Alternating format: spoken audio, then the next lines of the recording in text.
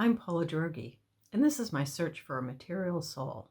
Some of the issues that I've talked about in this series are the importance of meaning in human life, how good and evil are not obvious, but require interpretation and practice to distinguish, the origin of meaning in the capacity for simple representation, consciousness as a particular type of representation, and the self as developing through physical and social interaction.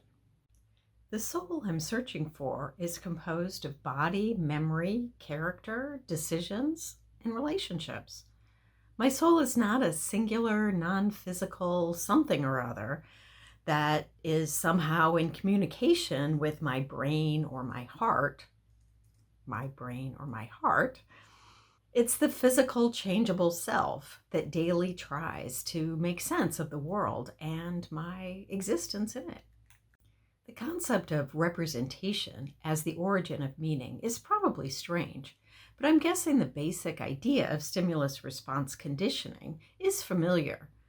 Think about how painful and pleasurable things become meaningful as bad or good through those simple stimulus-response interactions. Stub toe, bad. Chocolate, good. Conscious representations and self-representations are more complex forms of meaning-making. They are particular ways of interpreting the array of information surrounding and forming us. In this video, I want to think about how language might emerge from similar sorts of physical and social interactions that account for the development of the self. The truth is, I don't know. Like consciousness, there are hot debates about how and why only humans have developed language. Many animal species have communication systems, and some are quite elaborate. But as I've said before, human language is special in its syntactic and symbolic structure. The words you're hearing could be used in countless ways to convey all kinds of different meanings. They're entirely abstract. Even a fairly concrete word like dog bears no relation to an actual dog other than to represent it. The word is not furry, has no teeth, and will not keep you company on a hike. While some animal communication systems have representations that do not resemble what they represent, none have the syntactic and generative capacity of human language.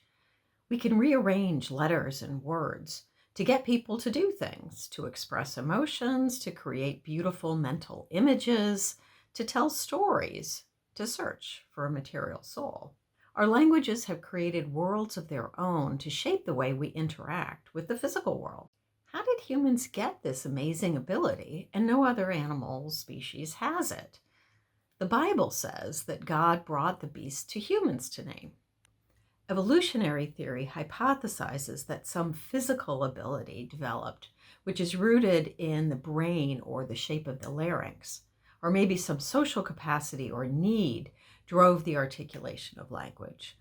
The key point is that with language, humans acquired a way to retain and rearrange the ideas that release the capacity of imagination to soar. Think about the way humans are able to keep track of time and space by clocks and calendars and spatial measurements of various kinds. The abstraction of time, for example, may account for the autobiographical sense of self that also seems to be unique to humans.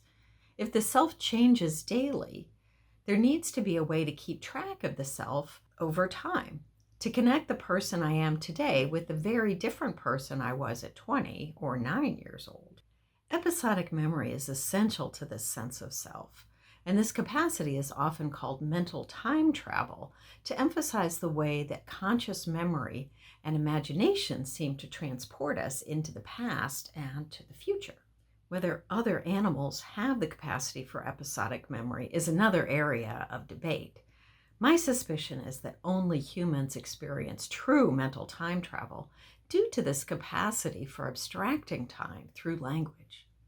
Our memories aren't simply accumulators of past experience, however. The old idea of memory as a kind of recording device has been replaced with a reconstruction model. When we remember a past experience, the brain produces a similar experience by utilizing the same areas of the brain that processed the original experience. Because the brain is always changing due to new experiences, the reconstructed experience necessarily incorporates these changes to produce a new version of the past experience.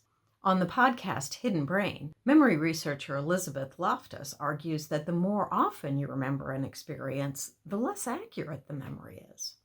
But what you lose in accuracy, you gain in greater connections among your thoughts, feelings, and memories. Your sense of self maintains its coherency by continually reinterpreting the past in light of how things are in the present. Even radical breaks in the sense of self after a tragic event or mental breakdown can be understood as a story of overcoming the past to form a new self, for better or worse. I think religion plays a significant role in forming the story of the self for many people, myself included. I grew up going to church on Sundays, celebrating all the Christian holidays and rituals. What I remember from my Lutheran elementary school is mostly recess, lunch, Miss Kelly's end of the year pool party, and occasional snippets from classes. There was a weekly Matin service, but otherwise my religious education was the background rather than the foreground of my life. For people like me, the practice of religion conforms to the theory of virtue ethics described in my video, Does God Determine Right and Wrong? Rather than rules to follow, being Lutheran is just part of who I am, like my German ethnicity and democratic politics. My home and life incorporated the values, traditions, and practices like the air I breathed. In a homogeneous community like Valparaiso, Indiana was, there really wasn't an alternative worldview to consider. Myself, as an adult, is an amalgam of my continually reinterpreted memories and social practices, including religious, cultural, and political ways of engaging with the world. Because these practices are an important part of who I am, it can be threatening when someone suggests that they are mistaken or misguided. Because I grew up in a homogeneous community, the discovery of multiple alternative beliefs and values and styles was something of a shock.